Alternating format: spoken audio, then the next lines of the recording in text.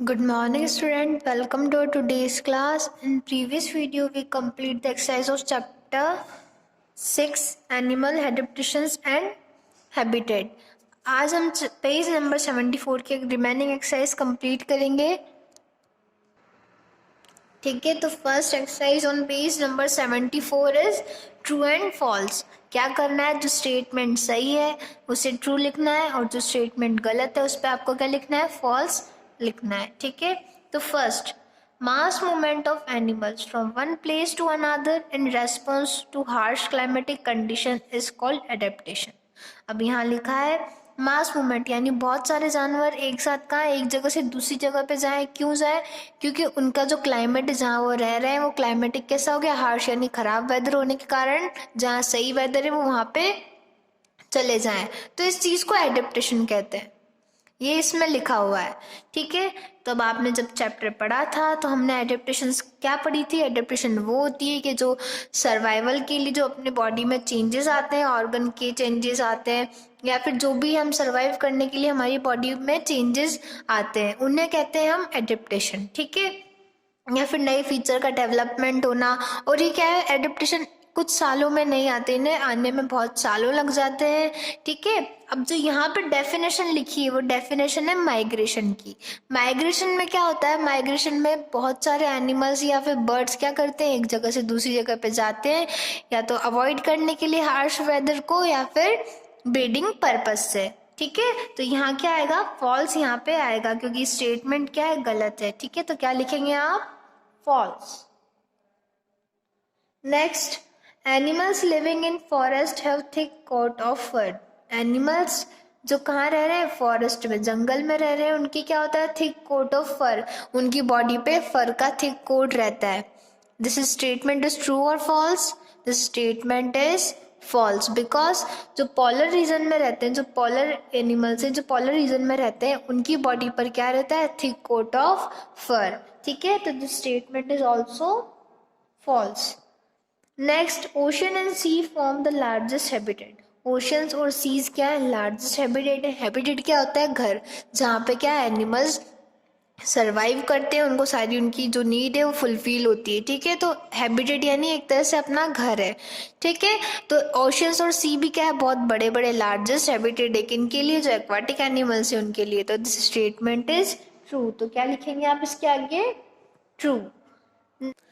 So next क्या है, fourth, अब frog breathe through its moist skin when in water and with its lungs when on the land.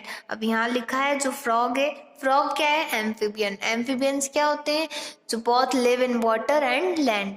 ठीक है, तो frog क्या है, लैंड पर भी रहता है और वाटर के अंदर भी रहता है. जब ये वाटर के अंदर रहता है तो इसकी जो मॉइस्ट स्किन है उसके थ्रू ब्रीथिंग करता है और जब लैंड पर रहता है तो अपने लंग्स के थ्रू ये ब्रीथिंग करता है. तो दिस स्टेटमेंट इज ट्रू. तो क्या लिखेंगे आप, true.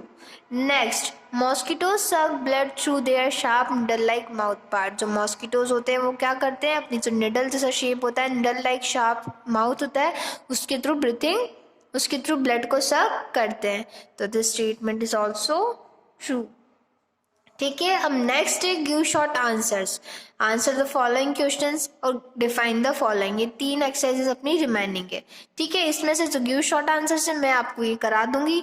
Answer the following questions आपको सेल्फ करने. ठीक है, आप बुक की हेल्प ले सकते हैं. बुक में सारे आंसर आपको इजीली मिल जाएंगे. अगर आपने अच्छे से चैप्टर पढ़ा है तो आपको एक एक आंसर का जो क्वेश्चन का आंसर है वो इजीली आ जाएगा. ठीक है, मैं एक बार आपको समझा दूंगी क्वेश्चन क्या है, अगर आपको समझ नहीं आ रहा है तो बाकी आंसर जो है वो आपको खुद सेल्फ फाइंड आउट करने हैं.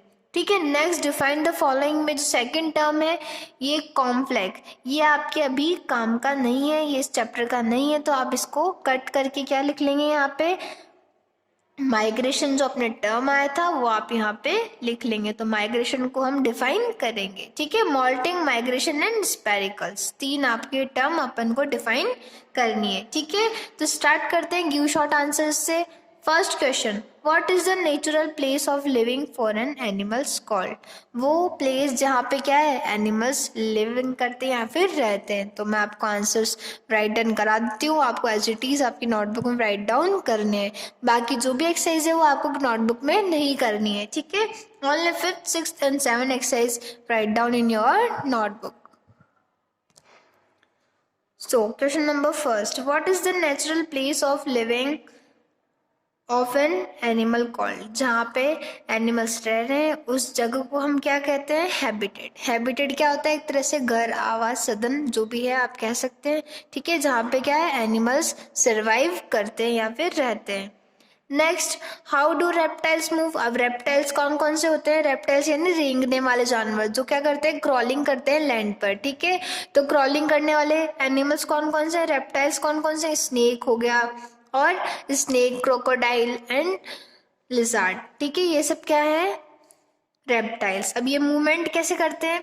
तो आंसर है, reptiles move with the help of limbs. Limbs यानी हाथ पैर जिन्हें कहते हैं, उनके थ्रू मूवमेंट करते हैं। स्केल्स, स्केल्स कैसे होते हैं? स्केल्स जो उनकी बॉडी पर ओवरलैपिंग की प्रेजेंट होती है वो होती है स्केल्स, और प्लेट्स ऑन देयर बॉडी, इन दोनों की हेल्प से क्या करते हैं, रेप्टाइल्स मूव करते हैं।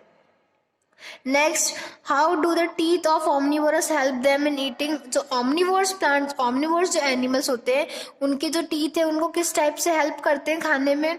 ऑमनिवोरस क्या है? सबसे पहले फ्लैश ईटिंग एनिमल्स, ठीक है, जो क्या खाते हैं, फ्लैश खाते हैं, ठीक है, और ऑल्सो ईट प्लांट्स, ठीक है। तो ऑमनिवोर्स क्या है? ऑमनिवोर्स का एग्जाम्पल है जैसे क्रो हो गया। Human beings are also omnivores because human beings eat both plant and flesh, ठीक है। तो omnivores have well developed canines. Canines teeth पूरे अच्छी तरीके से वेल डेवलप होते हैं। वो किस चीज में काम आते हैं? इनके टीयरिंग फ्लैश, फ्लैश को फाड़ने में। And broad and flat molar for crushing plants matter. और कौन कौन से टीथ होते हैं? ब्रॉड यानी चौड़े, और फ्लैट यानी चपटे टीथ होते हैं। कौन से? मोलर, जो किस में काम आते हैं? क्रशिंग प्लांट्स मैटर, जो प्लांट्स के मैटर को क्रशिंग करने में काम आते हैं, ठीक है। तो क्या लिखेंगे आप? Omnivores have well developed canines for tearing flesh and broad and flat molar for crushing plants matter. Next question number 4, what is the function of feathers? Feathers यानी पंख। अब किन के होते हैं? बर्ड्स के होते हैं। अब बर्ड्स में जो फेदर रहते हैं वो किससे अटैच रहते हैं? उनकी मस्कुलर बॉडी से अटैच रहते हैं, ठीक है, जो किस में हेल्प करते हैं उनकी? Feathers protect the birds from cold and rain. किस में हेल्प करते हैं बर्ड्स की? कोल्ड यानी सर्दी में, और बरसात में उनकी हेल्प करते हैं।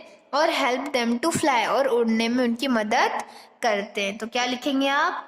Feathers protect the bird from cold and rain and help them to fly. Next, how does a frog breathe? अब जो frog है वो breath कैसे करता है? frog क्या है? सबसे पहली बात, frog एक amphibian है। amphibian यानी क्या होता है?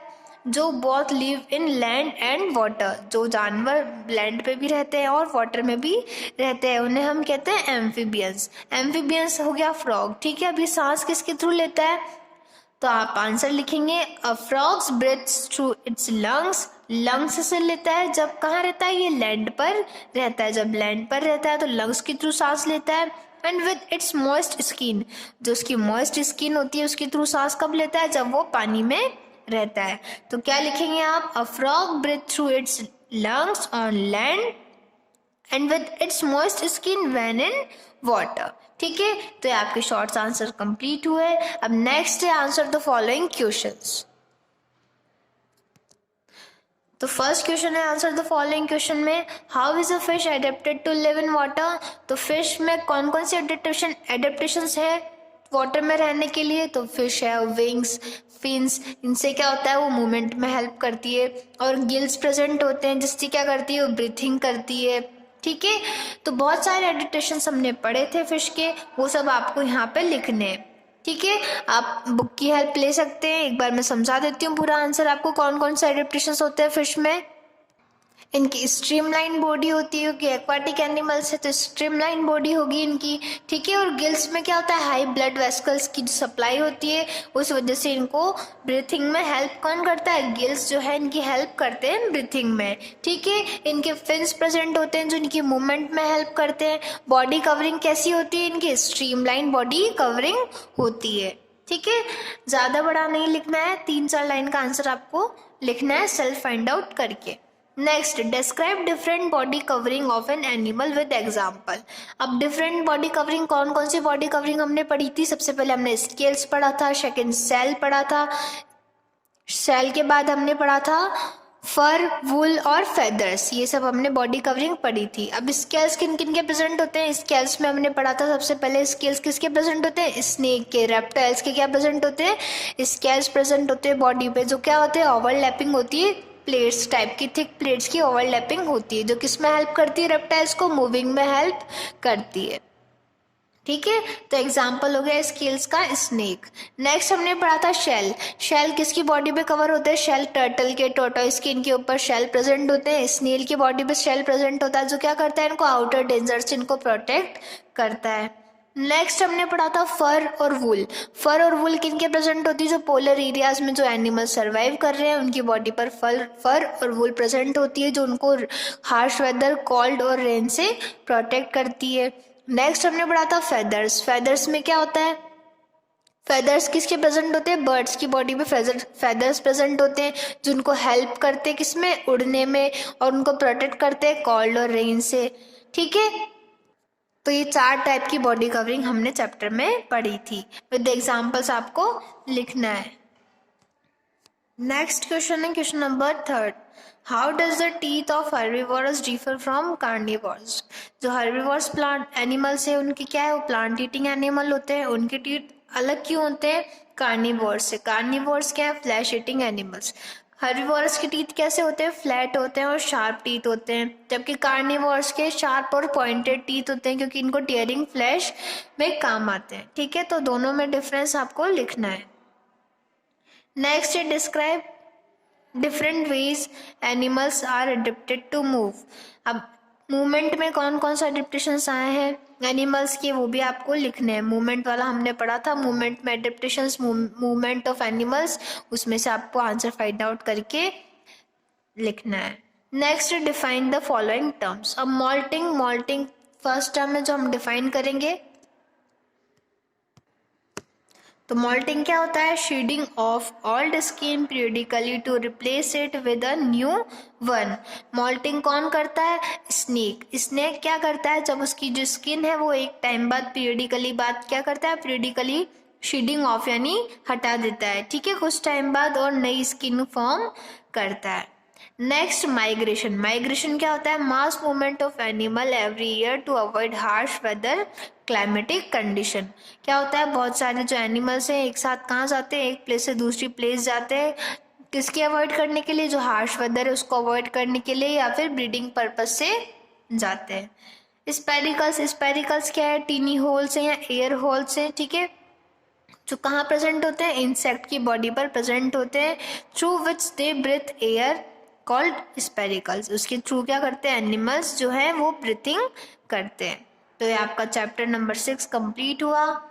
नेक्स्ट क्लास में हम chapter number 7 skeleton system and nervous system study करेंगे। Thank you.